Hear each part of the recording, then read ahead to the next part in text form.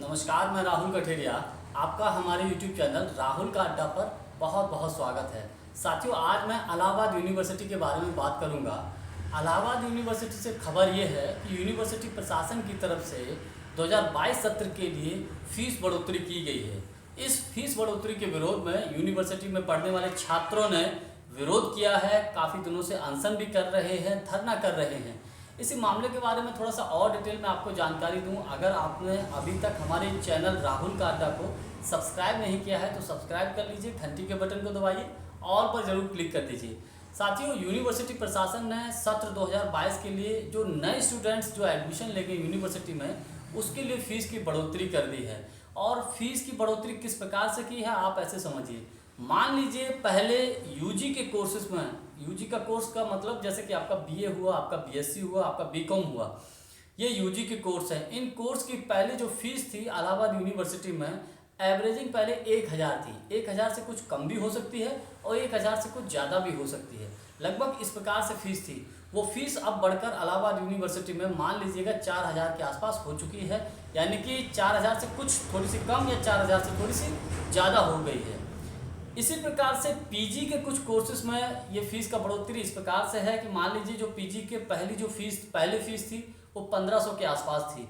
लेकिन अब जो पीजी में जो नए बच्चे एडमिशन लेंगे उनकी फ़ीस मान लीजिएगा 5000 के आसपास, यानी कि 5000 से कुछ कम या 5000 से कुछ ज़्यादा भी हो सकती है।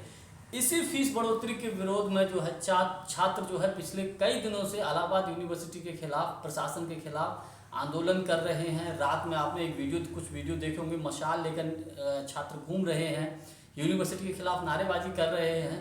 फीस वापस लो, इस प्रकार के बैनर वो लगाए हुए हैं, बैनर लगाए हुए हैं, काफ़ी जगह लिखा हुआ है।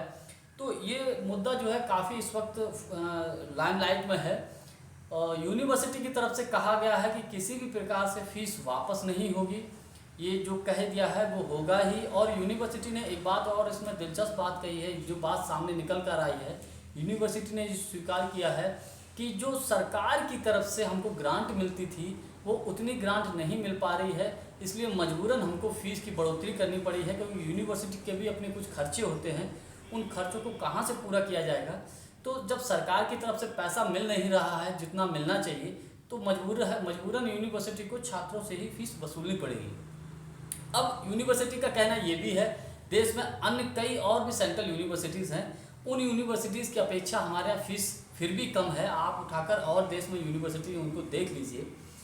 छात्रों का कहना है कि चाहे कुछ भी हो, फीस वापस होनी चाहिए। इलाहाबाद यूनिवर्सिटी में आपका यूपी हुआ, आपका छत्तीसगढ़ हुआ, आपका बिहार हुआ, आपका झारखंड हुआ, मोस्टली इन राज्यों से छात्र पढ़ते हैं। और वो छात्र पढ़ते हैं जिन छात्रों के पास पढ़ाई के लिए पैसा नहीं होता है। सरकार की तरफ से जो सेंट्रल यूनिवर्सिटीज़ बनाई जाती हैं वो उनमें इतनी कम फीस में आप पढ़ लेंगे। मान लीजिए सपोज़ करिए इलाहाबाद यूनिवर्सिटी की बात करें, 1000 में बच्चा बीए कर लेता है। 1000 को मैं नहीं समझता हूँ कि 1000 कहीं फ़ीस होगी बीए की।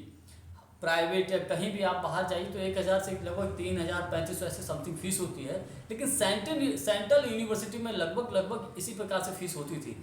लेकिन नई शिक्षा नीति के तहत धीरे धीरे ये फ़ीसें बढ़ाई जा रही हैं।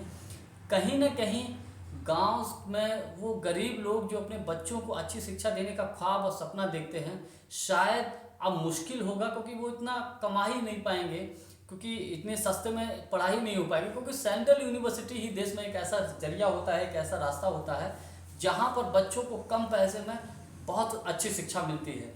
इस मामले को लेकर राजनीतिक सपोर्ट भी मिला है छात्रों को समाजवादी पार्टी के नेता अखिलेश यादव ने भी ट्वीट करके सपोर्ट किया है। कांग्रेस पार्टी की नेता प्रियंका गांधी जी ने भी सपोर्ट किया है ट्वीट करके।